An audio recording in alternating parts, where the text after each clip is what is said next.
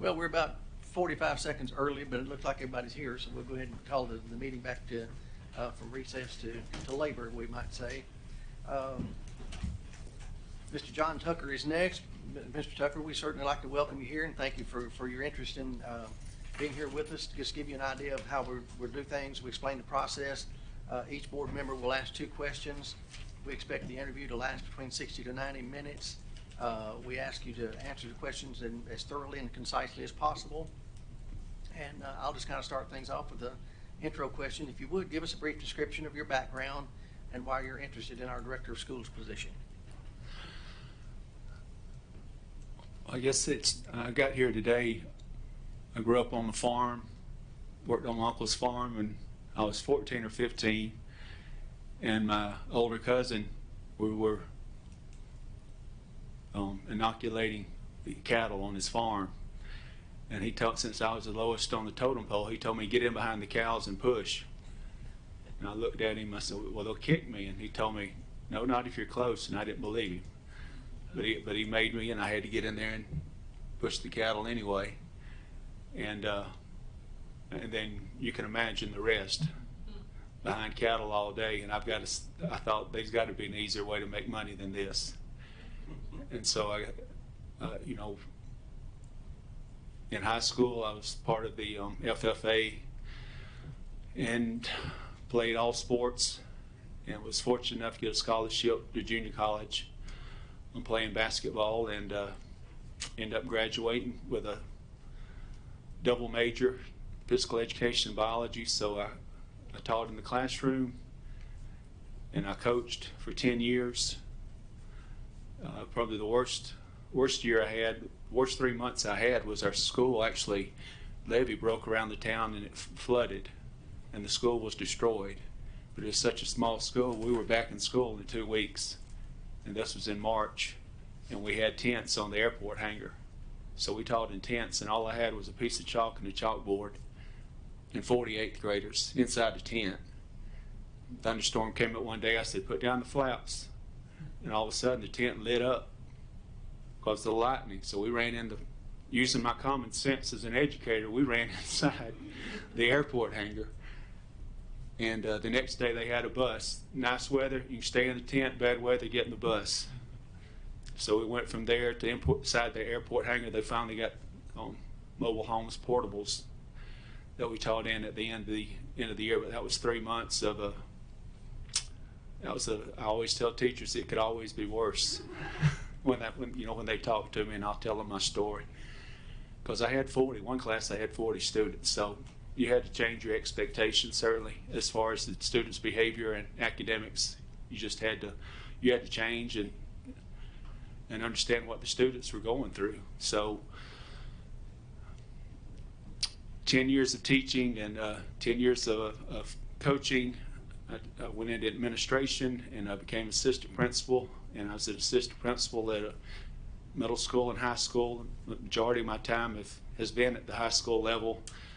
I know the first job I had was I filled in for a person that left in March at the end of the year, and I know now that was a red flag why they left.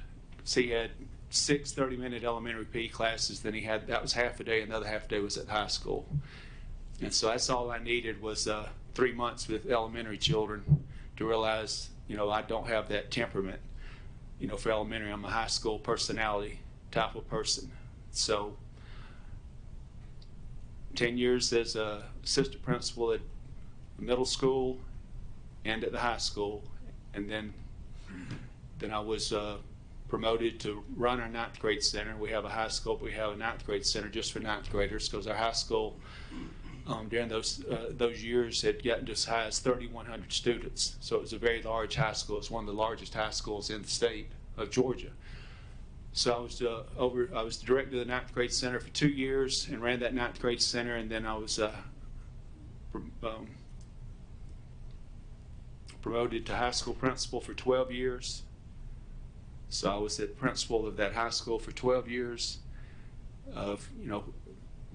The highest point were over 3,100 students. High school is approximately 2,800 now.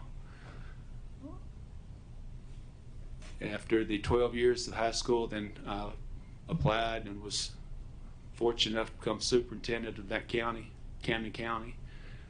And so ever since then, the last 4 years, I've been superintendent of Camden County, and I have 36 years total.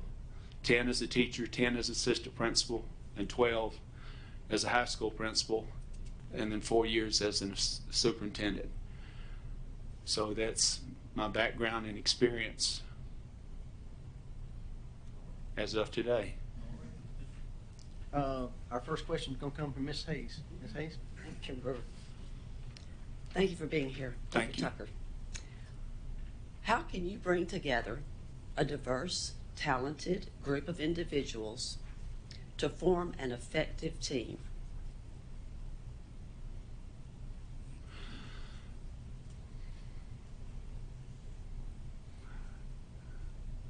A lot of communication. I remember when I became superintendent, when I became principal of a large high school, you know, some little things, communicating and listening. Listening is the main component. But winning, I know with our high school, we had a system steering committee, and I do believe in bottom-up leadership as far as getting input from the teachers. And our steering committee, we had over 20 teachers, parents, and students that made up our steering committee, and curriculum-wise or policy-wise at that high school, anything that was decided went through that steering committee. And that is one way you develop collaboration and buy-in. And once they see that you're going to stick to that model, they believe in that model. And I've implemented the same thing at the system level. We have a system level steering committee. And it was, believe me, it was very useful during the COVID pandemic with all the complications and decisions that had to be made. It's my job to educate and talk to the members of the committee and give them all the facts, and then try and advise them in one way or another, and then they make the decision. But I know those teachers at the high school, they really, they felt like they were the driving force behind that high school, because we empowered them to make that decision. But certainly I wanted teachers on that committee that had the best interest of the students, all students, so that I could go to them and talk to them and explain to them why this would be best for our students at the high school. And if I could explain that to them, they would go along with my suggestion. And 99% of the time they did. And the same thing with the system steering committee. You know, what I explained to them when we started our system steering committee, you know, as far as the system decisions we made it at a system level, I told them there's going to be some areas that I'll be asking you to make decisions on, and some areas that I'll just be providing you input. So you won't be voting on everything, but certain items we're going to give you. And one example is the school calendar. I'm on a 240-day contract, so I'm going to be there every day. So really, it doesn't matter to me what the calendar looks like. But I know at the high school they always thought it was already made before they got input, and that certainly wasn't true. But having the system steering committee actually vote and change how we developed our school calendar, it was more transparent, and that is one way to build collaboration, is to allow people, you know, to approve decisions and participate in the decision making of the school system. And we have, I think I said, we had parents, teachers. We also have students. We have members of the student council from a high school that was on it and voted and asked questions. So it's and believe me, both at the high school and the system level, they've come up with some great ideas.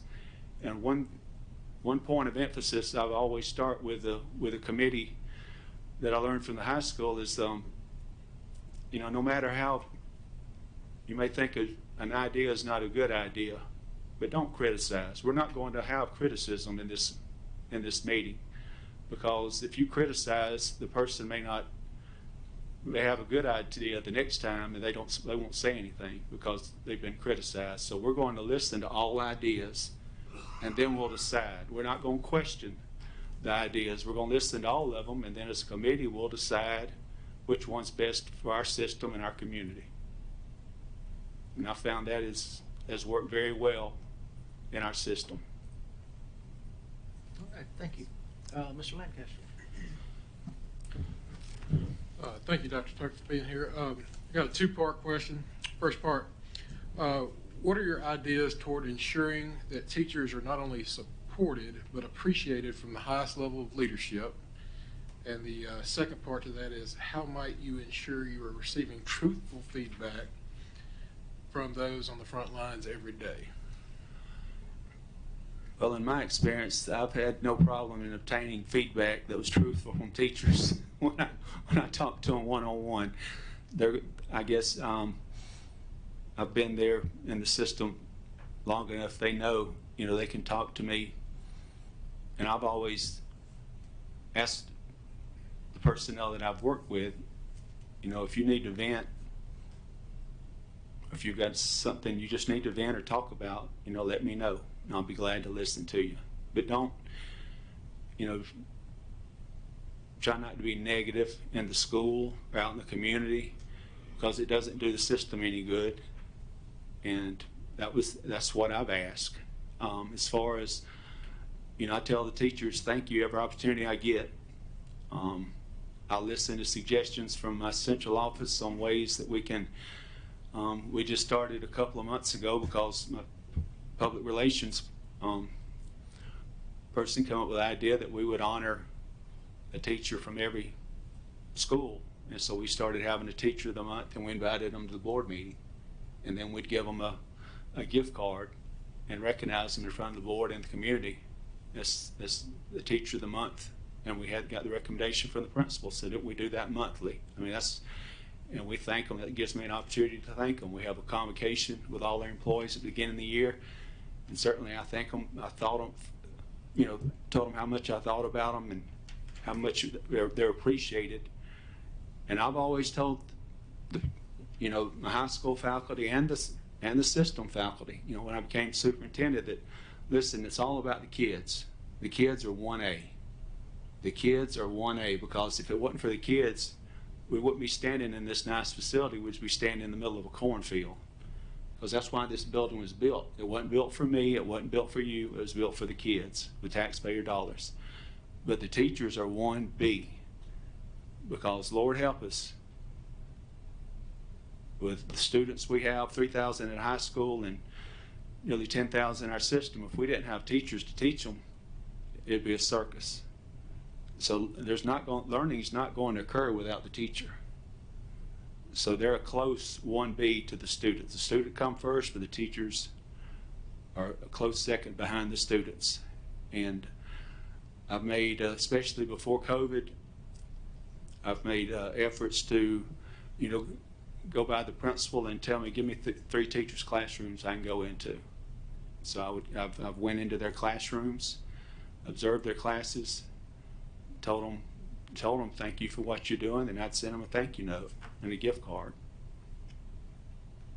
And just being visible and being there and supporting them, and not trying to keep things that are unnecessary. They're there to teach. And one strategy we have is that we can do, that we're allowed to do, is once the teacher retires, we can bring them back and they work 49%. And I've had many teachers that have taken advantage of this. And I've told them, I said, now, when you come at 49%, you don't have to go to faculty meetings, you don't have to do lesson plans, you don't have to cover extracurricular activities. All you have to do is teach. And obviously, we're bringing back the best teachers. And they come to me and say, this is great. This is what I went into teaching for. So this is all I have to do is teach. I don't have to do any of that other stuff. So I know the other stuff it's necessary, but I told them at the high school and tell them at our first day of the year, look, we didn't hire you because these things are necessary, but you're not being hired because you take great attendance or you do great paperwork. We taught you because you're a great teacher and you have the interpersonal skills to motivate unmotivated students. That's what you're here for. So don't, if you miss the deadline on attendance or paperwork, we'll come get it from you.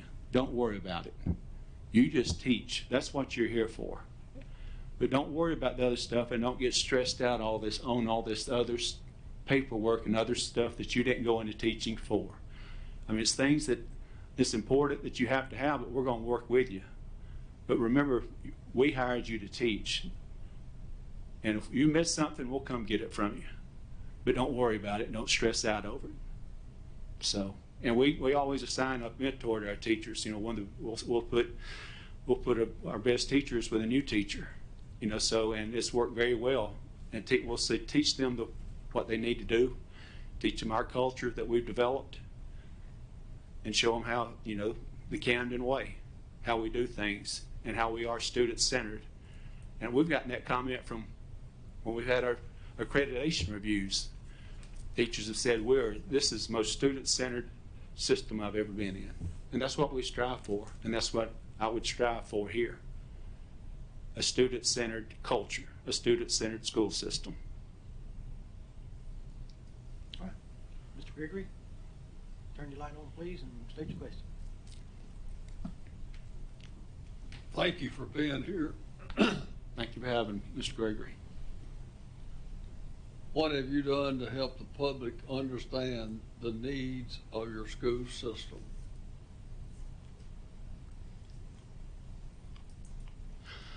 I think, well, I know the system steering committee, having parents and students participating in that system steering committee allows us to, you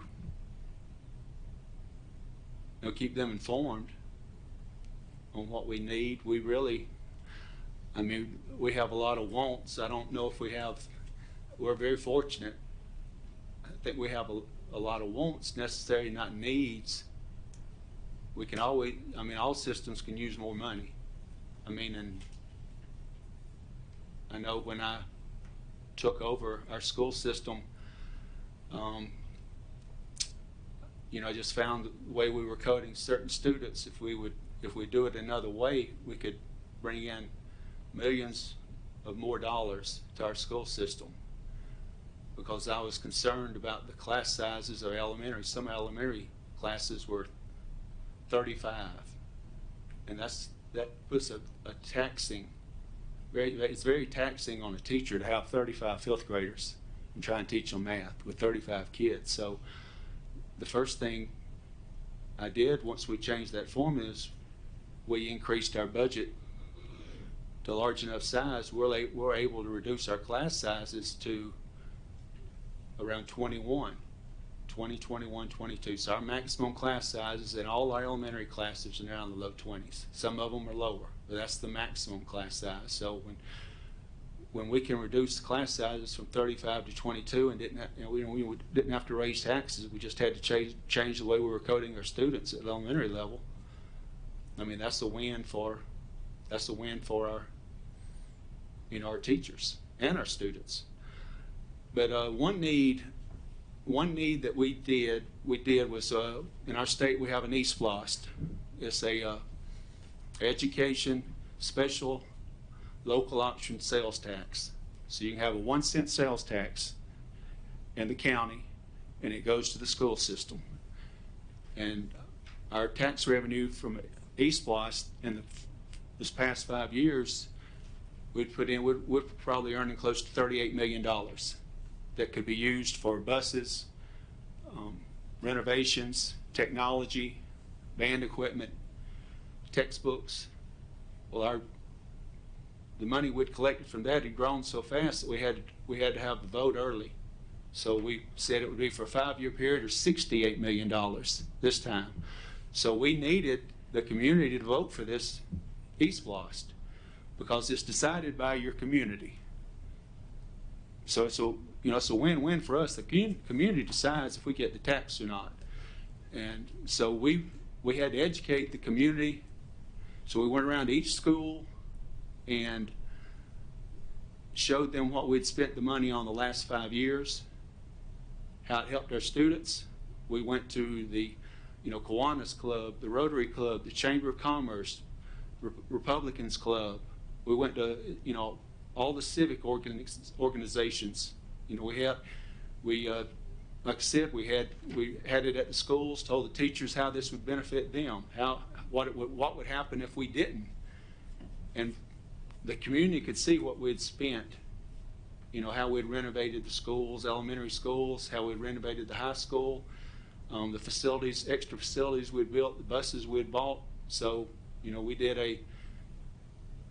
we just got out and spread the word, did a PowerPoint to all those organizations and asked them to please vote. And they voted to approve it again.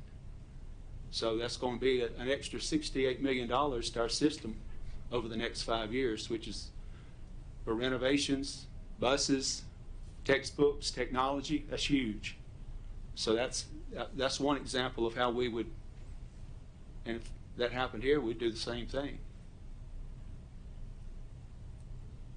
Right. Ms. Andrews. Yes. Thank you for being here, Dr. Tucker. Appreciate you coming. Yes, ma'am. Think of a problem brought to you recently. What was the problem and how did you handle it?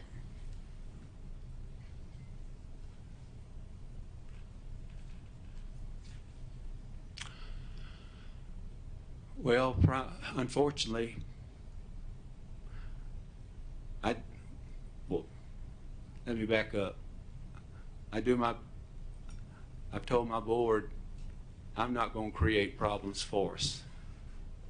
We're not going to change unless it's going to improve our test scores or improve our graduation rate or make our schools safer.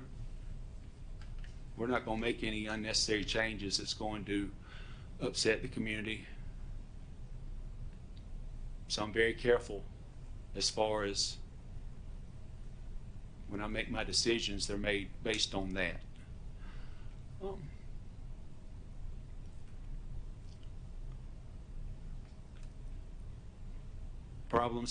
Unfortunately, problems that I have to deal with, majority of problems are personnel. So, when a incident occurs with personnel, I'll talk to my deputy superintendent who's over personnel. I'll get his input, get his opinion, and then I'll call each board member and talk to them and get their input and give them the details. And then we'll decide I will decide. Some of them just say, what do you want to do? And some of them give me their opinion. And so based on what the board has told me, I'll make my decision on how to handle that. And sometimes it's a reprimand, sometimes it's a termination, sometimes we always try and get a resignation. And that was the most recent. And that's the most often, unfortunately, that I have to deal with. But the way I communicate with my board for just regular day, I've got a group text, and that's for regular day incidents, just that they might be approached in the community and they don't want to get blindsided. But if it's something significant, I'm going to call them and we're going to talk about it. And then I'm going to go with, I may give my opinion, give them all the information, and then we'll decide together, what we're going to do. And, that's how we handle issues with personnel. And that was the latest one. That was the last incident, was personnel incident. All right. Mr. Daniels? Thank you, Dr. Tucker, for being here today. My question is, can you tell us about the most important decision you've made in your current position, and how did you involve the people who would be affected by that decision? I definitely think the most important decision I made is close to when we changed the coding for the elementary students, and it raised approximately $5 million for our system. And it was able to lower our class sizes, from in the 30s at some schools to the maximum of 22. And how I involved people in that decision was, one, I went to each principal at each school and I said, this is what I want to do. And I did that, but I went there knowing, okay, if you say you don't want to do this, you're going to go tell your teachers you are going to lower their class sizes from 35 to 22. Do you really want to do that? So I went there pretty sure knowing that answer I was going to get, because they've got the best interest. Our principals have the best interest for their students and teachers also. And I did, it was odd. I did have one principal say, it's not about the money, it's about the students. I said, it is about the money if you use it for the students. I mean, that's why we're changing this. Some people just don't like change, no matter how good you think it is. I said, it is about the money. If we can lower your class sizes, we can lower your class sizes with additional funds that we don't have to raise taxes. They're just sitting there, and we can take advantage of this. It's a no-brainer. And obviously the teachers loved it. The parents love it. I mean, who wouldn't? I mean, it's a win-win. But I did talk to all the principals, but also personnel directors. So we're having a problem finding teachers now. How are we going to find, if we hire 30 or 40 more, 20, 30, 40, the total number of teachers we end up hiring at elementary schools, how are we going to find that many? I said, well, that's our problem. I said, we're going to do our best to find them.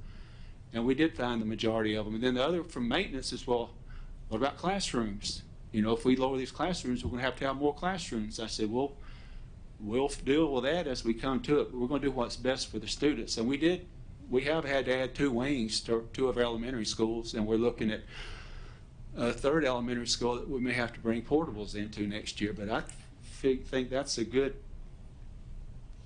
we've got class sizes around 20 instead of mid-30s. That's a good problem to have, to solving those problems. But our test scores at elementary school actually increased during the pandemic, because we went to that model right before the pandemic. The governor of Georgia shut down school for the last 3 months. I think most governors did when it first started. And we didn't test, but the year before that we had our test scores. Well, we just got our test scores back last year through the pandemic, after the pandemic, and they actually, for overall for elementary schools, our test scores went up. So that shows me that was a great timing, because you had to have social distancing too, and it's a lot easier to social distance with 20 in a classroom than 35. So we had less students quarantined, and we teachers could focus on individual students. So that by far that was the most important decision I've made for our students since I've been there. Thank you. Ms. Hawkins? Welcome, Dr. Tucker. Thank you. I acknowledge that you probably just answered this question, but I'm going to ask it anyway. And you may have another example. Describe a significant change you initiated in your district or school, and tell us what evidence you have to show it was a positive change.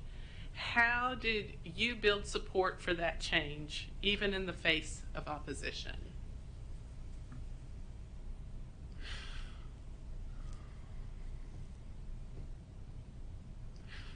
I won't repeat myself. I'll find another scenario, and it had to do with it.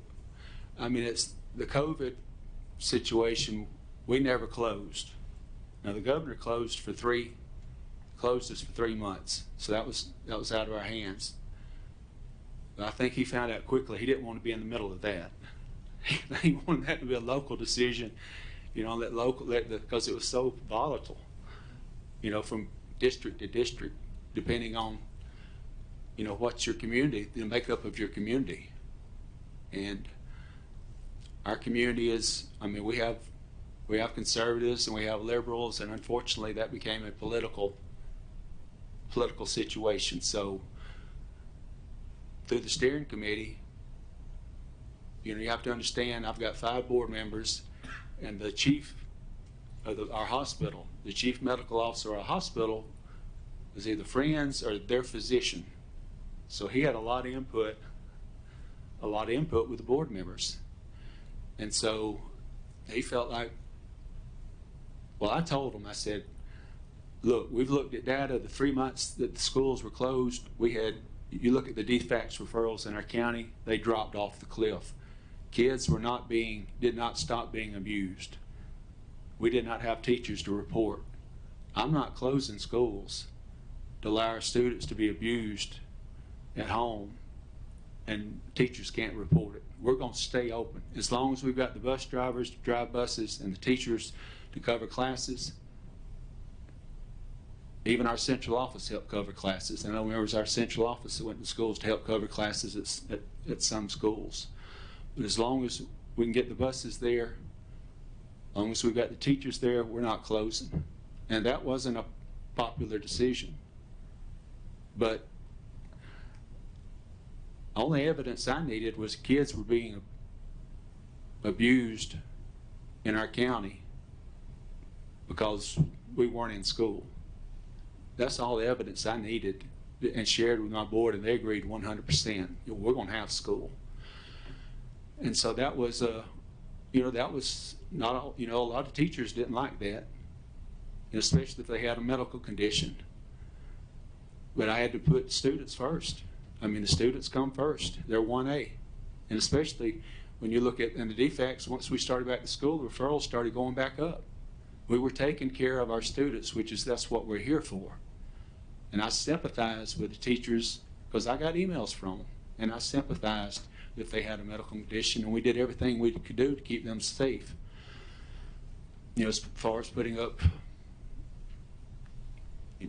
shields around their desk, or providing them masks, or providing them shields to wear, sanitizers. So we did everything we could, to protect our teachers also. So we were sensitive to that, especially the ones that had prior medical conditions. But that was one. And then the mask. I mean, we started out without mask, and then we went to mask, and I always discussed it with the Board of Education, my board. And when we went to mask, I brought in the chief officer at the hospital. I brought in the chief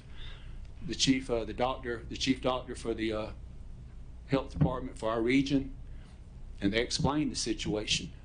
And so we went by the community index as far as how bad the virus is being spread. And then we set a number. If it drops below this, we'll do away with masks. And then my board said, well, let's just, and then, and the best piece of advice that I've gotten from that steering committee was, we had a nurse sitting in that steering committee, and she said, look, that community transmission index, why don't we just see how the virus is affecting our schools? Are we getting close to having to close the schools? Or how many people are actually dying from the virus in our county? And I thought, that's a great idea. So that's when we changed. In the first wave, we did have a lot of deaths. The first wave, but the second, third waves, no, we didn't. So we masked to start with, but then once we did away with the mask, we never went back to them because the data never showed that we need to. We never come close to closing schools. That first wave, they had to bring a portable morgue and put it at our hospital. I mean, that's serious enough to have somebody wear a mask. And it wasn't popular to have them, and it wasn't popular not to have them, because we've got our number of conservatives and liberals in our county. So you're not going to please everybody. You do what you think's best for the students and your staff members. So that was another example. Yes, ma'am. All right, Mr. Lancaster.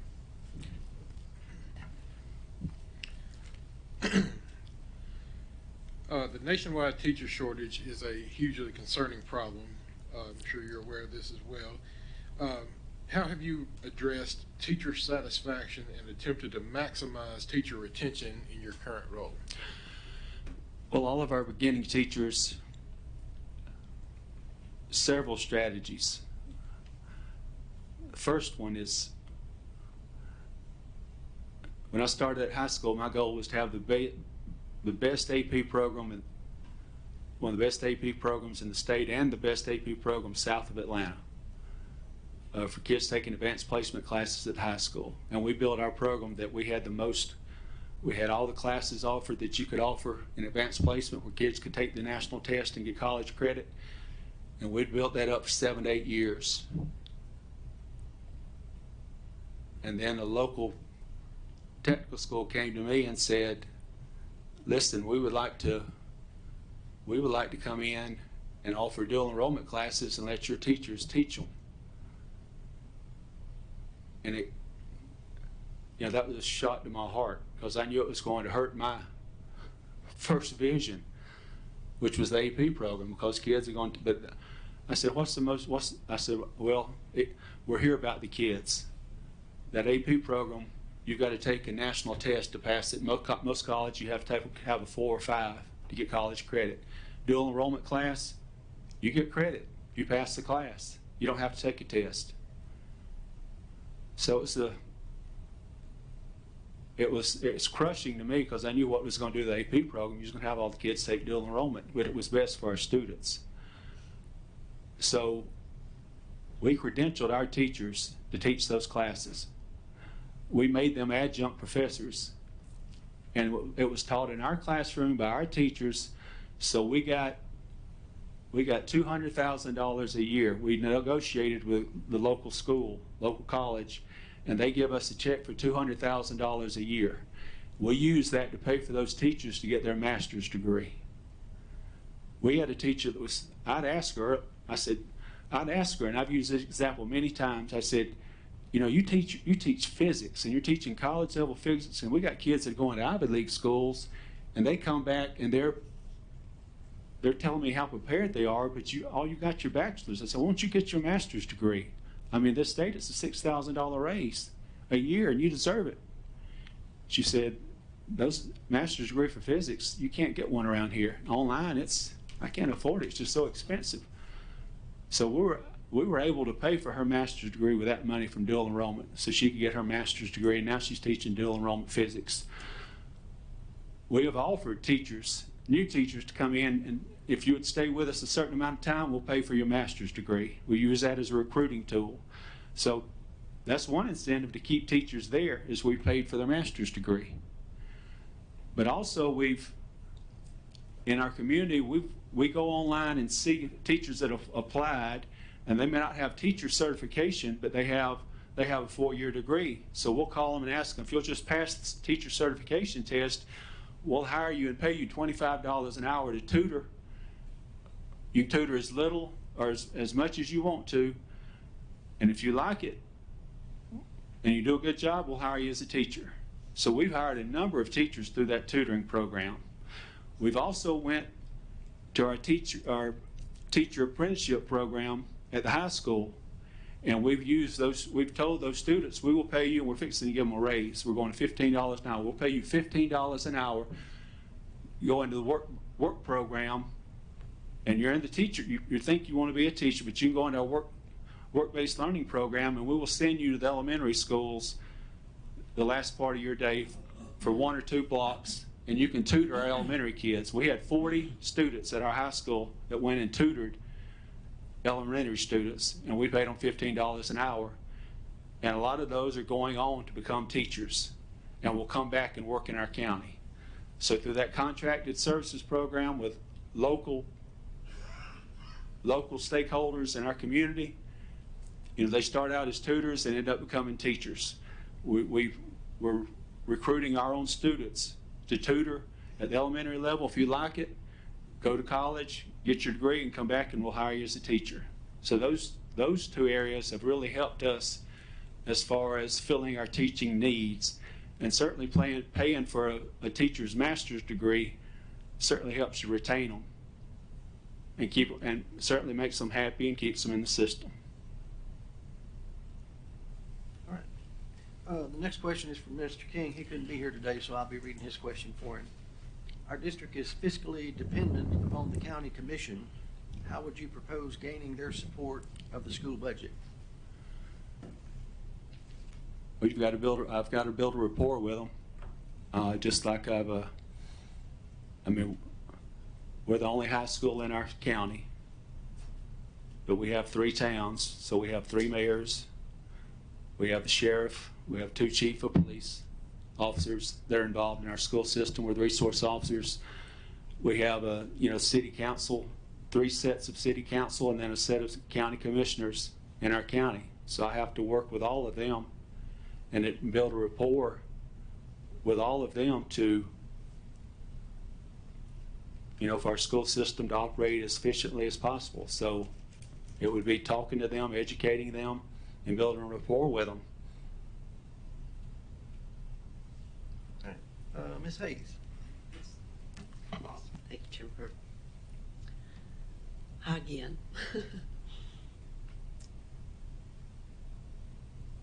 Explain how you would develop a school system budget and tell us who would you involve in that process and how would you involve them?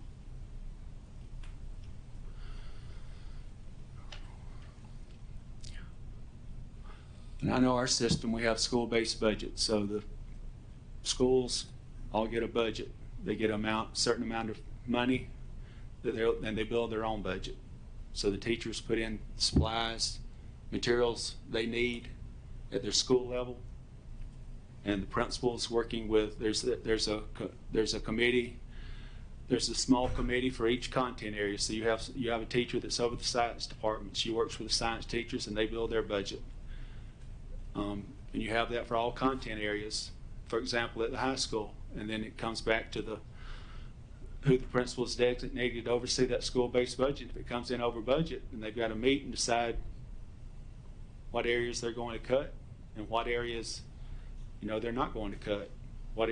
And then they have an area of unmet needs that they can put on a sheet that does not fit into their budget. And so all schools, that's the way they do their budget. They do their own budget. They're given a specific amount of money. They do their own budget, then it's sent back up to the central office, and we start building our budget from there. We have 2 meetings that are open to the public. I don't think anybody's ever came to the meetings about our budget because they trust us and they see what we're doing academically and as far as our facilities, we're spending money on the students. Spending money on the students and on our facilities and on the teachers. So that's how we involve everybody. Everybody's involved. Teacher gets to fill out what they would need for their classroom and turn it in. And I've always told them, don't ever buy. You hear this on the national news, of course, all the time about teachers spending money for their classroom. I've told teachers, don't ever. You can spend something on your classroom, but turn in the receipt so we can pay for it for you. Don't spend money out of your own pocket. And I get on to them because I know, where'd that come from? Why didn't you turn in a receipt? Well, it's just too much trouble. Well, I can't pay you if you don't turn it in. For audit purposes, we got to have the receipt, but I told them you should never have to spend your own money. And any teacher brings that up, says, I had to spend my own money. I said, well, that's your fault because you didn't ask. We will reimburse you. You should not have to spend your money. You work hard enough and don't make enough. Don't spend your own money on anything. Ask, and we will take care of you. All right. This question is also from Mr. King, who could be here. Give us an example of when you've changed your mind and taken a different course of action as a result of listening to others. Unfortunately, it was a personnel issue, and the person I was listening to was a major of our sheriff's department. I'd already talked to the board members, told them about the situation, and it was kind of, in my mind, I thought it was it was a minor situation, but I said, let me just double check. And I called him, and he said, well, that's a felony in this state. If that happened, I said, boy, I'm glad I called you. And so I called the board members back and told them, I said, this is a felony. We need to move in another direction. And we did. And it would have been a big mistake if I hadn't done that. But I've learned I've learned from the high school. I mean, dealing with situations at the high school, we had a situation that I dealt with at the high school that had to do with personnel, and two students accused the personnel of inappropriate, doing something inappropriate. And I talked to the two, and it was just two students. And you got to be careful. I mean, you're dealing with teenagers, and you're dealing with a teacher's career. But you got to protect the students too. But you got to, sometimes you just got to go with your gut. And I called another assistant principal in, and I said, "Do you know those two students?" And assistant principal said, "Yes." I said, "Do you think they're telling the truth?" "Absolutely." I said, "Okay." So we reported it to DFACS. We reported it to police. I talked with the teacher's direct supervisor and told him how bad, go tell that individual how bad it's going to be if he stays at this school. Tell him how bad I can be, how mean I am. And so he went down to talk to the person. And the person came back and he said, "You really think I did that?" And I said, "Yes, I do." He said, "I'll just resign." And I pulled a manila folder out of I said, "Write me your resignation." And he wrote it. And I wrote up everything I did, everything we did, how we involved the human resource officer at the high school, at the central office, reported to DFACS. And DFACS didn't have enough evidence to do anything. The police really didn't have enough evidence to do anything. They said, "It's just kids being kids." And we didn't have enough evidence. If he hadn't resigned, we couldn't have done anything. You're only talking about two kids. But in my gut, I felt like they were telling the truth. So he resigned and ended up going to another school system. And come to find out, he did it. What occurred with 9 other students at that other school system, he's in prison for 25 years. So going by my gut was the right thing to do in that case. And I realize as a high-profile position, high school principal, a football coach, a basketball coach, a superintendent, you're just one landmine away from one wrong decision away. That's it. That's the job. So you've got to be extra careful. And sometimes, but you go, like I said, sometimes it's all you got is your experience and reading people. And I feel like, when we hire teachers say, "You don't say anything during the interview process." I said, "No, I'm letting my assistants attack you, and I'm studying you, because I want to think, do you have the interpersonal skills and patience to deal with difficult students or motivate students that are not motivated? Do you have those skills that they will like you that much that they'll work for you?" And that's what I'm trying to figure out. And reading you, I'm trying to read you. And of course, I don't always agree, but I've always told the personnel that works under me, I said, "Okay, I don't agree, but if they're not the right fit for our culture, you're the one that's going to have to document them. You're either going to have to get them right for our culture, or we're going to have to document them to let them go, because we're not going to have people in here that doesn't fit our culture. They're either going to buy in, or they're going to have to go somewhere else." And sometimes I've been right, and sometimes I've been wrong. So it's, I always apply things to athletics because I'm an athletic person, but it's like drafting a quarterback in the NFL draft. Are they 50%? Talk about all these quarterbacks that are going to be Hall of Famers, and half of them they draft in the first round don't end up playing. Oh, they're bust. Well, I think hiring personnel is you gather all the information you can so you make the best decision you can, but sometimes you're going to make a mistake. But one thing I've learned, if you make a mistake, you need to create it, especially with personnel, because that person, if you don't, they're going to affect hundreds of kids every year. And if you let it go for 10 years, that's thousands of kids that aren't getting a good education. And it's not, it's not acceptable. And I think your best school systems, and you certainly have one of the best school systems, do that. If you hire someone that's doesn't fit this culture, isn't good for the students, you let them go, and I'm sure you find someone that does. I mean, you don't become one of the best school systems in the state of Tennessee by not doing that. All right, Mr. Lacy? It's good to see you, Dr. Tucker. Good to see you. Can you provide an example of what you have done to build and maintain high morale among staff? As I said before, a lot of thank yous. Recognizing teachers as much as possible. I mean, we have Teacher of the Year for each school. We have Teacher of the Year for the system. We have a Special Ed Teacher of the Year, Guidance Counselor of the Year, Media Specialist of the Year. We try and give them everything they ask for. I was being a high school principal in the same district for 12 years and then moving to superintendent. I know one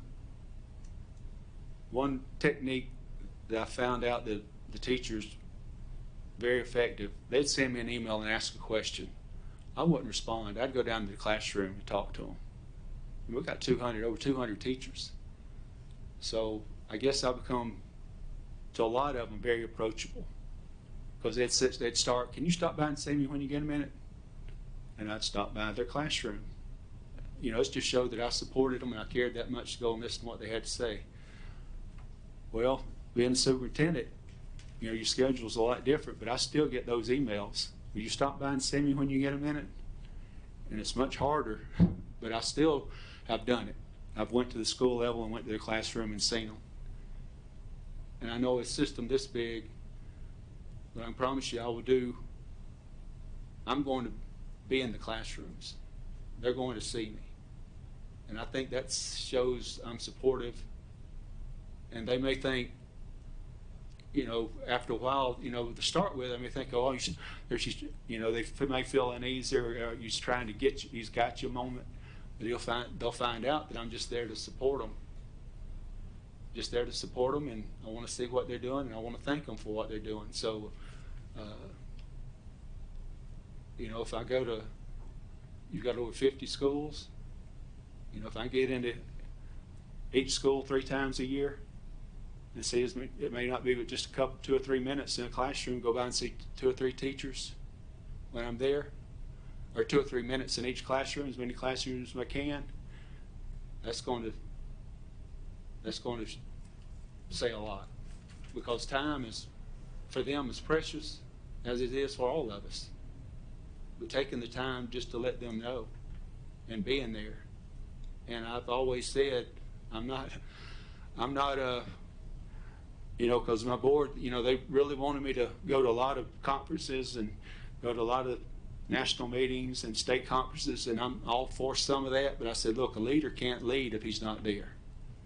I said, you've got to be visible. I said, I don't want to be the superintendent's the general of the system. You can't lead from the back lines. Sometimes you've got to be on the front lines with them. And even at the high school, I was talking to the teachers about discipline. And it's even going from the classroom to assistant principal to principal, it's easy to forget what it's like. I said, every now and then, if I'm the general needs to get his helmet shot off. Which, I need to run into an irate student, and they need to, and that has happened to me.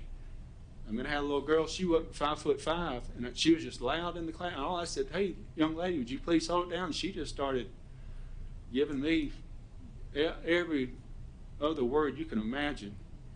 And I'm thinking, well, I'm not going to touch her. And there's 500 kids in the hallway just standing there watching her chew me out. And I'm thinking, just come with me to the office. I'm thinking, please come with me to the office. Let's get out of the hallway. She wouldn't budge. But the relationship I had with most of the students at the school, I had a young man that stepped out, and he gave her a little sub, and he said, get to the office like he told you to. And she went with me then, because I wasn't going to put my hands on her. I'm not going to do that. And our police officers were directing traffic, so I knew they weren't available at that time. So I'm just thankful that student that I had a good relationship told her, and when we went into the office, she calmed down. She didn't have an audience anymore. So it's not just with the teachers, it's with the students. You know, building rapport so they know your face, they know who you are, goes a long way. And let them know you care. Mr. Grant.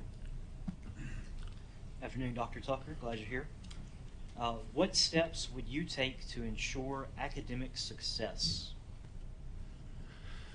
Well, the system we've inherited, and I know it works because I've been part of it. And it allowed our high school. I mean, we're over 40% of our students at our high school are on free and reduced lunch, and you know the research says, you know, financially, that's where you can judge a student's academic success. For the most part, if they come from a wealthy family, they're going to have the resources at home. They're going to be better educated at home, better prepared before they get to school. But that's not always the case.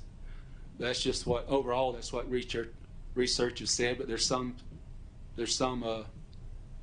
lot of truth to the research as far as that is said. And I know yours is around 20%. Students eat free and reduced lunch, so it's about half of what ours is. But no, at our high school, we worked and worked and worked, and we went from maybe 50th in the state to gradually 25th, and then one year we were 3rd. And the teacher came to me and said, "We're 3rd now." I said, "You're going to let us relax?" I said, "No, we're going for number 1." He said, "Why?" I said, "Why not?" I said, "If you're not trying to get better, we're going backwards." And everything fell in line. Everything fell in line for us. My last year as principal of that high school, and we had the highest academic score of any secondary system in the state. And our high school score was 95.4. And it was the highest in the state. So we did make it to number 1. And that would be my goal here, as far as system, to be ultimately number 1 in the state based on academic performance. That's the goal. How? Outcome-based continuous improvement.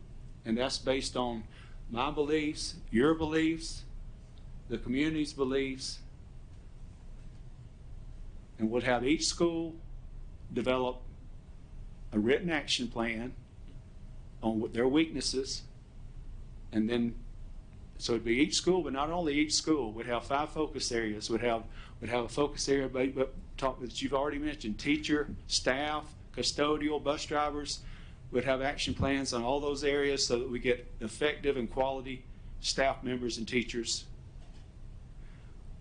Would have action plans on achievement, graduation rates. Would have action plans on the community, stakeholders, improving stakeholder and community and parent involvement. Would have action plans on operations and maintenance, as far as how effective and efficient are our bus drivers. How quickly does maintenance respond to a teacher request to fix something at the school or in the classroom. And then last is support, which is safety, because that's number 1. Students have to be safe.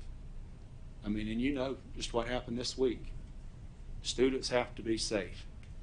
And I know you have strategies in place, and hopefully I can bring new ones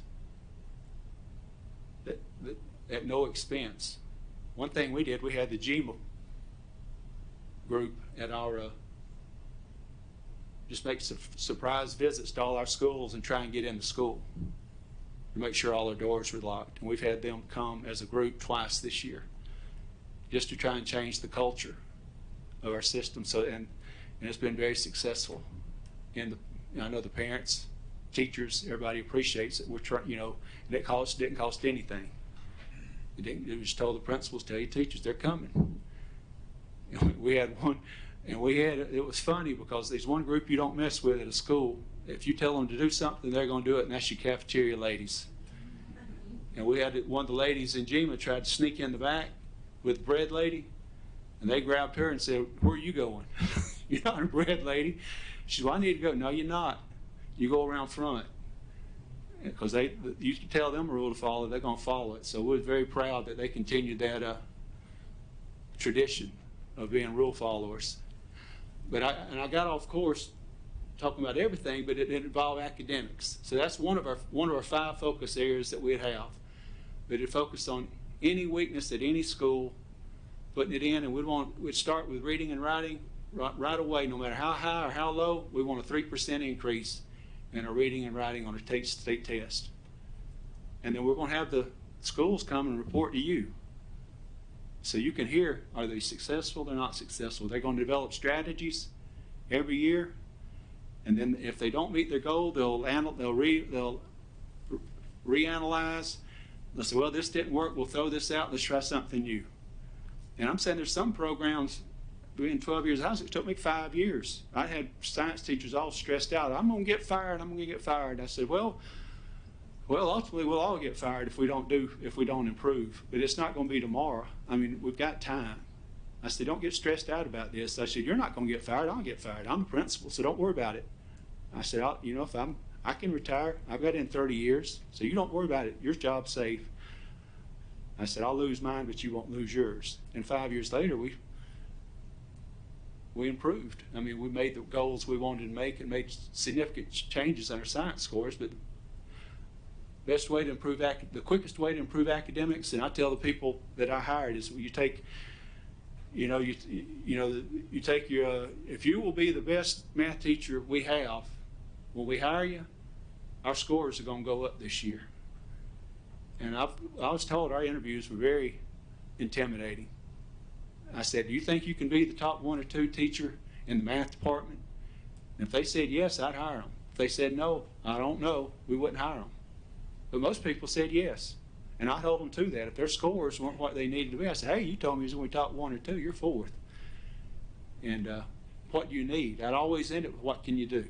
So it's the culture, but you got to have a way of holding everybody accountable.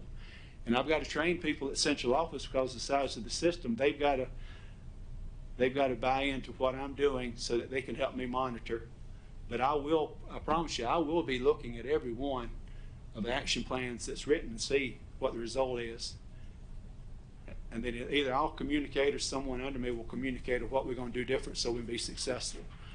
But after talking to you, we'll decide how many are presented to you, so you can see what's going on, not only academically in the schools, but what's going on in transportation, what's going on in personnel, what's going on in counseling, what's going on in safety of the schools, what's going on with our stakeholders. What are we doing to improve stakeholder, if that's the weakness? So you're talking about a large number of action plans, but that's the bit. If you don't put it in writing and then keep track of it, but you'll get a list of all of them. Every one of them, at the end of the year, you'll get a list of all of them, the result of what we tried to do and what we accomplished and what we didn't accomplish. Because we don't meet all of ours every year. But that's not only academics, that's everything, Mr. Graham. All right, Mr. Daniels. Yes, thank you. Can you describe your experience in developing, implementing, or evaluating an instructional program that has improved the educational achievement of students?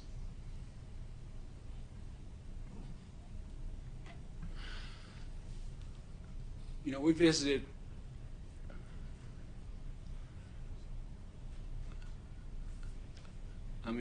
earlier in my year at the high school, we had when I started, our graduation rate was 75%. Our test scores were middle of the pack. We visited a lot of other schools.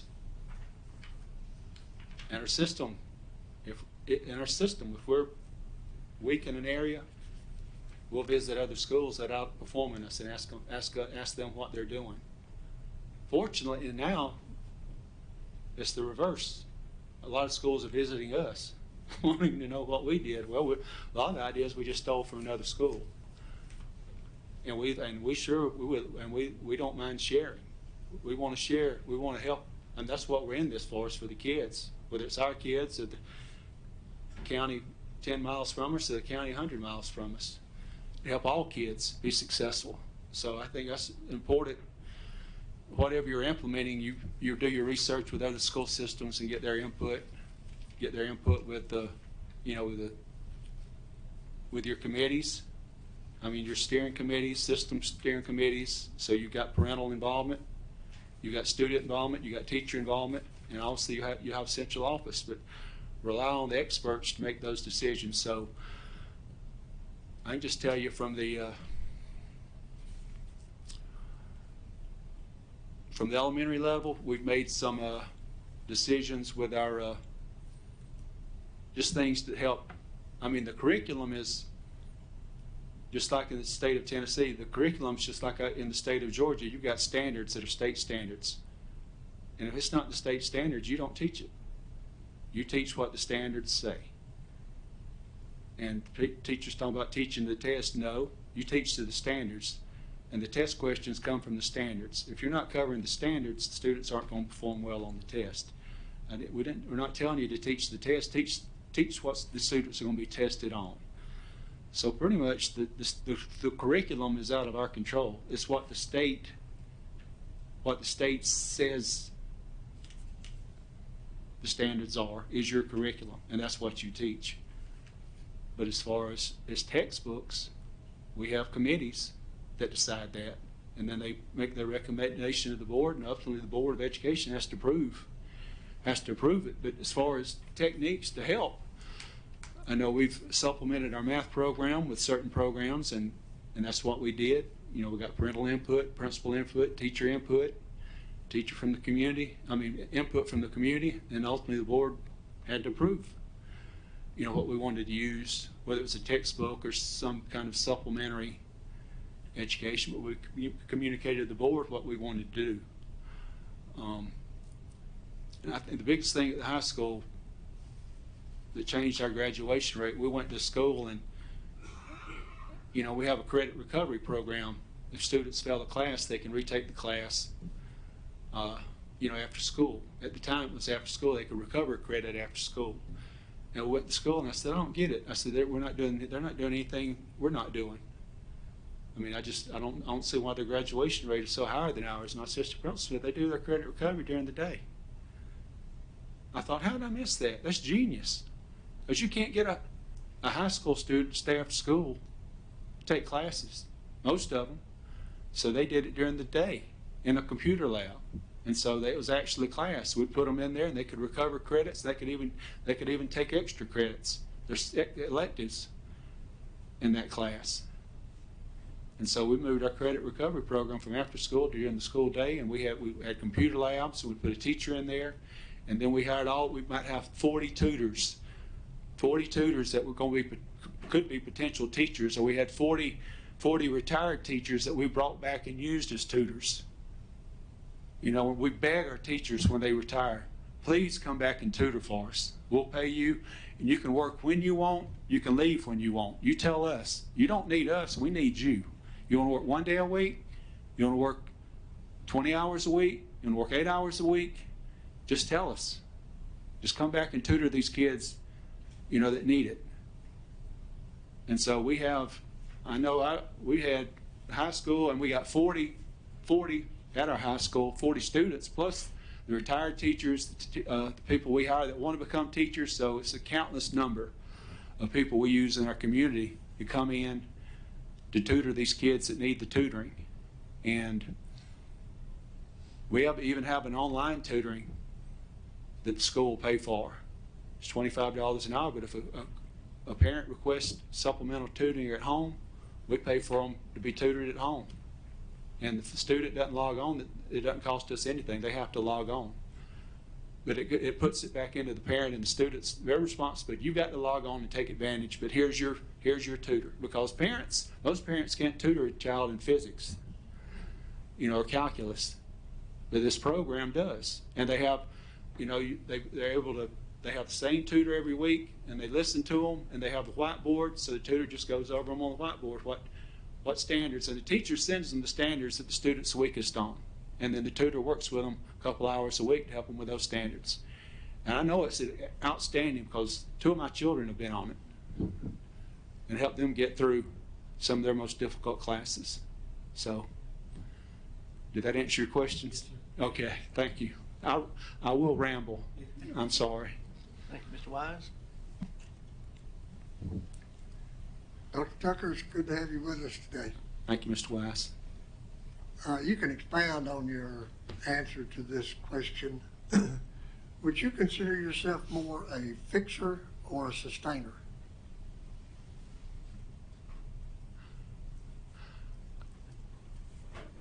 I do not believe a school system or a superintendent should be a sustainer, because if you're trying to sustain, you're going to go backwards. I mean, I don't want to cost myself my job, but I'm a big Alabama fan. Nick Saban is not a sustainer. He's a fixer. Pat Summitt, maybe they give me some votes. Pat Summitt was not a sustainer. She's a fixer. So the school system should be, I call it, you said fixer, but I would refer to it as proactive, not reactive. Continuous improvement. That should be our strategic plan, our school improvement model as a system. Continuous improvement. No matter how good we are, we can always get better. If you're not trying to get better, you're going to go backwards, and I believe that. So every year, you know, we may not accomplish the goals we want, but we should continue to try and achieve the goals that we're trying to achieve. So I'm definitely a proactive and continuous improvement. All right, Ms. Lacy? Chairman, this isn't my question that I sent you guys, so if I can't read it the way that I had it written originally, I'll pass. Because this is not like what I sent you guys. Yeah, you kind of changed the wording to where it really didn't have a point.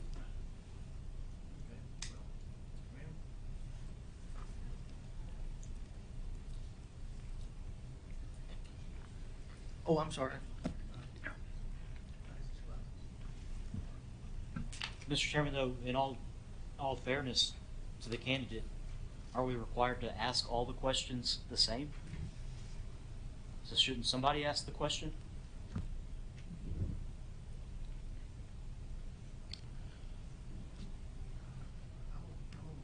Number 11, right? No, we're on 15. Oh, 50. 15, Mr. Lee. 50, okay, yeah, okay. I mean, I have my question that I emailed for. Well, read your question now. Do you Okay. think school Wait, administration staff should be allowed? I just wanted to note that the wording change was at the request of Mr. Presnell. He was concerned, he was concerned the way it was originally worded would be a First Amendment issue as opposed to the way it was changed. But, you know, you guys can do whatever you want. I just wanted to note it. I'm not your attorney, so. You can proceed with this advice or without advice, Okay. whichever you'd like to do. Do you think school administration staff should be allowed to be on the county commission?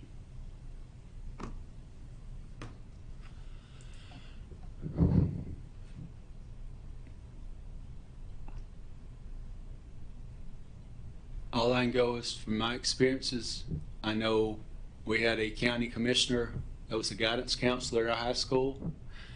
We have a mayor of one of our towns that's an administrator in our system, and neither one have been issues.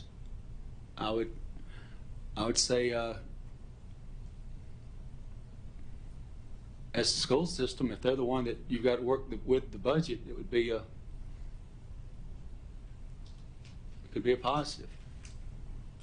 I mean, there's positives and negatives to it, but I feel like having it hasn't been a negative in our school system of having a mayor as an administrator or a county commissioner as a guidance counselor.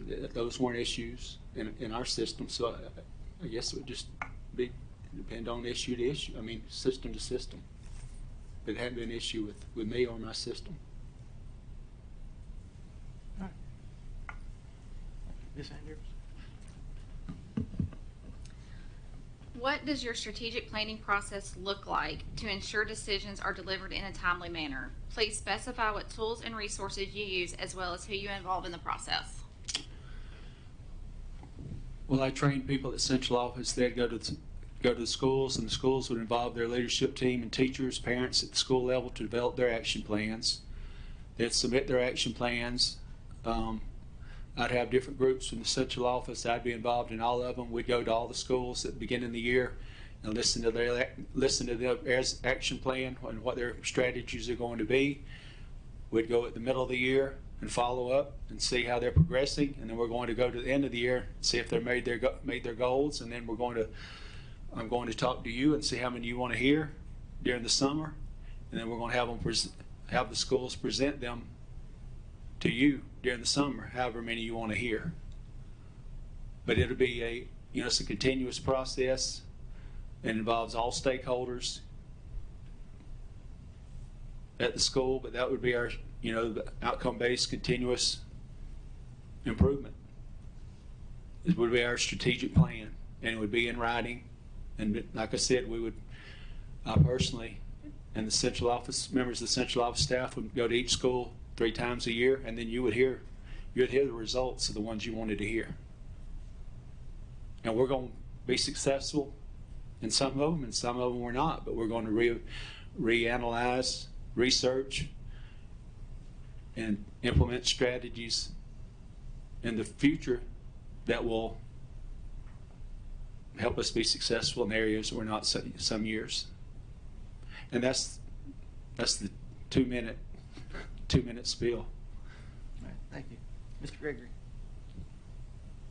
turn your light on, please. There you go. Dr. Tucker, how would you work with the board to be effective, make good decisions, and be respected as a board by the community? Well, I want to build a professional relationship with each one of you. I'm very fortunate with the board that I have now, that I respect tremendously. I have a great relationship with my 5 board members. It's only 5, it's not 11. And we have a good combination of veteran leadership on my board now, and then some youth on the board, so you get ideas from baby boomers and millennials, or Generation X, or whatever titles they have for the different levels. But you get different perspectives are very good. I think you need to have as far as that goes, it helps with have a diverse board, because you get a variety of ideas that will be very effective with the school system. But I would work with you, communicate with you, I want to develop a professional relationship with you, as well as a good rapport with everybody. But I work for the board. I work for the board, not the individual board members. I work for all of you. So I will speak to all of you, and if I have something that I would want to do or something I'd want to implement, I would talk to each one of you and try and sell you on the idea and tell you why it would be the best interest for our students and system. And hopefully I can convince you, but you're never going to be surprised. Like I said, anything, I had to text my board this morning, 30 minutes before I came here, because of an incident that they needed to be aware of. So I sent them a text, they know about it. Like I said, and if it's something significant, I would call you. I'd call you individually. But communication is it's not going to be an issue with me. And you being surprised, I don't like to be surprised. So I know what it's like to be surprised. And if I'm surprised, if you hear something and I don't know about it, I'm going to go find out why I didn't know about it, because you should hear from me before you hear about it from somebody else. And that's my expectations working with you, is keep you up to date, keep you involved, and build a rapport with you and a great working relationship. Because if we come across, I've seen it firsthand, the board members don't have to agree. But if we come out unified, unified whether you agree or not. If we're unified, are you unified with me? And we come out as one, working together, that's in the best interest of our students and our system. As for us, we don't have to agree, but we should show a united front so that the teachers feel that and experience that with you, because you're not going. I know 11 people is not going to agree all the time. I know my 5 board members don't agree all the time, but they have, fortunately for me, they've come out most of the time, 99% of the time, unified on what we were trying to accomplish, and it makes all the difference in the world for your school system run effectively. Thank you, Mr. Graham. What do you consider to be the most significant outcome of planning that you've been involved with in a school or district?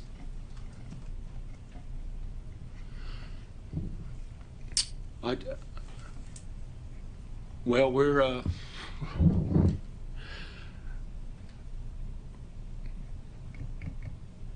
not having much growth in the north end of our county. We're a pretty large county, and we're right on the coast, right on the East Coast and right on the Florida line. So we have a number of our teachers, a number of our parents that actually live in our county and work in Jacksonville because they want to go to our school system. We have the nuclear submarine base in our county, which is, you can imagine that the diversity of students and parents as far as the nuclear submarine base when you have naval officers that have been all around the country, all around the world. They're in your system, and it adds to diversity, but it makes us stronger. And we have an excellent relationship with the naval base. And that was another reason we kept our schools open during COVID, because they can't run as efficiently if they're having to babysit. Somebody's got to stay at home, and our military is not where it needs to be. So that was another reason. But planning, the example is we have a lot of building that's going along in the middle of our county, right around one of our middle schools, and it's grown to close to 700 students, approximately 700 students, and it's running out of room. So that was one of the schools we added because there's more building coming. So and board members, our board has been through change of attendance zones. If any of you have ever been through a change of attendance zone, you know how unpopular that is. The teachers don't want to move, the kids don't want to move. So I suggested our board, let's build a wing. This is before we bought our materials before COVID actually started, so we got them cheaper to build the wing. So we were able to do it relatively, and we used our money that we used our ESSER money, for the COVID money. So it's going to have the COVID air conditioners, the COVID countertops, COVID carpeting. So basically that COVID money is paying for this wing. So when we decided to do that, I said, look, I want you to go, and I talked to my maintenance and operations person. I said, I want you to go to the cities and county, and I want you to pull me every building permit that they have. And let's look and see where building is going to be taking place in our county. So we looked where they were going to be building in the future, and rezoned all of our schools based on where that building, and we moved those areas to schools that could take those students. So, because trees aren't going to complain. We rezoned our schools before the building started. So when they move there, when they cut down the trees and build the homes, they'll already be rezoned to a school that's not overcrowded.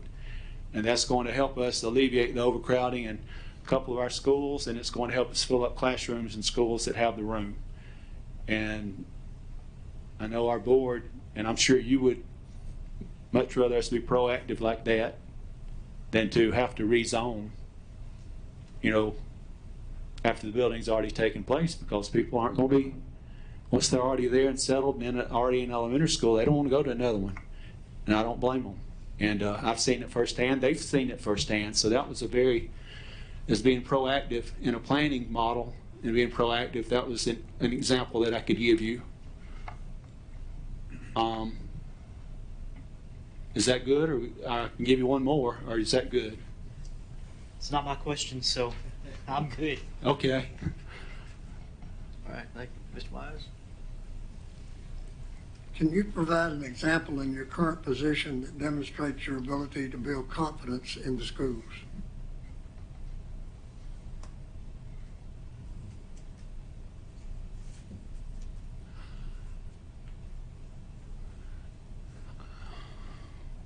Well, I'm his superintendent. I'm his biggest cheerleader. I mean, and I know, unfortunately, you know, the media, they're not going to sell newspapers or get clicks, you know, by putting, you know, student wins spelling bee, you know, and get this, you know, the controversial things. And you're going to have those things that happen in the school system of any size, where, you know, it's going to get, you know, it's not going to look good. But I think in, you know, certain things that happen, you know, as far as, you know, if you have a student that makes a threat, or, you know, we had 1 week, we had cases where somebody in high school wrote a threat on the bathroom stall, you know, that's going to shoot the school up. Well, we put out a press release and said, we found this in the bathroom. We want to make you aware. We will have extra police, you know, this week. And we had to do it. That happened 2 or 3 times in 1 week at our high school. But it's been happening for 25 years at our high school. Kids writing on the bathroom stalls. And sometimes we catch them and sometimes we don't. But we have learned through social media to be transparent and let the parents know. And I think they appreciate it. I know they appreciate it. That we're being transparent. Now, some say, well, they need to. Why don't you catch them? Well, you can't put cameras in a bathroom, so it's easier said than done. But sometimes we're able to catch them, and sometimes we're not. But those things don't. You can even take a negative and turn it into a positive by being transparent and letting your parents know. And certainly, you know, we have a Facebook page. We put everything on that Facebook page that can, as far as anything positive that happens in any school, in any area, whether it's, you know, CTE or academics or athletics or through our faculty or staff or anyone, we put it on that Facebook page, try and get it in the paper. Because this day, the school system has to be this biggest cheerleader, because you're not going to necessarily get that out of the media, because that doesn't necessarily sell newspapers. It's the ugly things that happen, the unfortunate things that happen that gets, you know, that's going to happen when you're dealing with no matter how proactive, you know, it's like a roller coaster. That's what I've always said with a large high school or school system. It's like a roller coaster. You're going to have low points and high points, and you try and hit those high points as much as possible, because you have to be your biggest cheerleader. And one thing we do, we have a standing room only board meeting just about every month, because we'll invite the choir to recognize the choir. We had a national championship rifle, ROTC rifle team. We invited them. We present them a gift and re-recognize them. We invite, you know, the spelling bee winners from each grade level, the young Georgia author winners from each grade level. CTE, if they won the state and they're going to nationals in Louisville, Kentucky, we recognize them. You know, anything academic, athletic, CTE, anything with teachers, we bring our teachers of the month to the board meeting, and that brings a lot of the community with them, because they're going to come, the parents are going to come, you know, the relatives are going to come, so they get to see what we are accomplishing in our school system at our board meetings, and it gives you a chance to see what's going on and what's occurring. And our chair, he gives out the gifts that we have a gift for everybody that comes. We give them a gift, get a picture, put it on Facebook, and send it in the newspaper. And so I'm there standing on one side and the chair's on the other side. And we do that every month, and it's pretty much every month. And it's most of the time, some of them having to wait in the hallway before they come in. We've got this month, I think this month and next month, we've got our wrestling team coming because they won state. This is the 10th year in a row they won the state championship, state champions in wrestling. So we'll recognize them. Then we'll recognize the individual students that won individual state titles. So, but it's not just athletics. It could be academics, anything that's positive. We're going to try and, my secretary would say, "You've done. That's enough. You got to stop. Go to. That's enough for March. We're full. We're packed. Go to April or go to May. The groups you want to invite, go to the next month. Invite the next group of individuals, because we're already past standing room only already." So she tells me when I need to go to the next month, because we try and fill it up. Because it gives you. I know what you go through. I know what a lot of what you deal with is not positive. A lot of it's negative. A lot of what I deal with is negative. So I like to leave that board meeting with a good feeling in my heart, and see what our school system's doing, what our teachers have done, and what our students have done. And I leave there feeling better than I did when I showed up. And I hope you will too. Who wouldn't? All right. And our final question comes from Ms. Hawkins. Thank you again for being here today. Yes, ma'am. Is there something you would like to tell us that is not on your resume?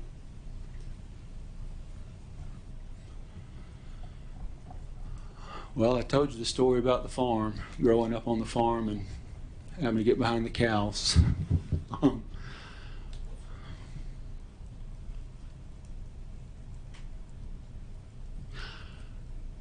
Well, personality-wise, out in the crowd, I've been described as stoic. And I would agree, I am better in this kind of setting, just talking or sitting down. And that's one reason at the high school I would go to the teacher's classroom and talk to them individually, so I become more personable, speaking to them one-on-one. I feel like that is a strength of mine, is talking to individuals one-on-one, listening to parents, listening to teachers. As assistant principal, I get a discipline referral, and I would worry, am I doing enough? Am I doing enough for this teacher? And I didn't know what to do. What do I do with this student? A lot of times I'd go down, and I've tried to get assistant principals to do this. Just go ask the teacher, what do they want? And I might have been thinking of suspending them out of school. And they said, would you just put them in school for a day or two? I just need a break from them. So they wanted less than I was thinking of.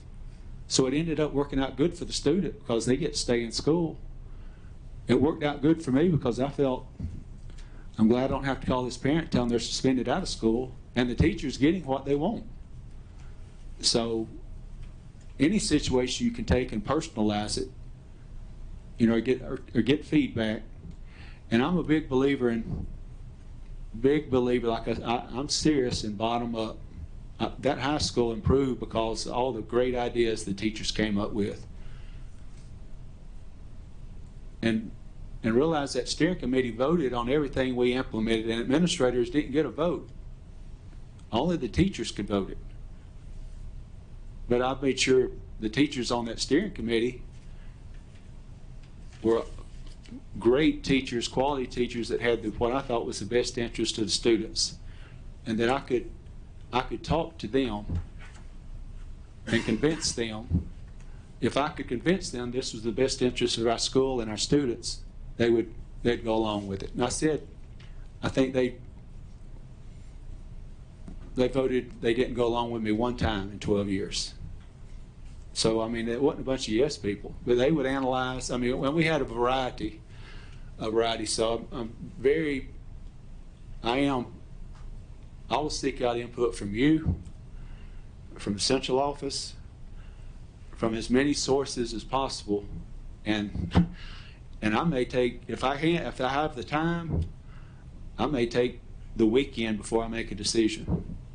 I'll analyze it. I'll go back and forth. Everybody has strengths and weaknesses. Well, my strength, I believe one of my strengths is analyzing problems and coming up with solutions.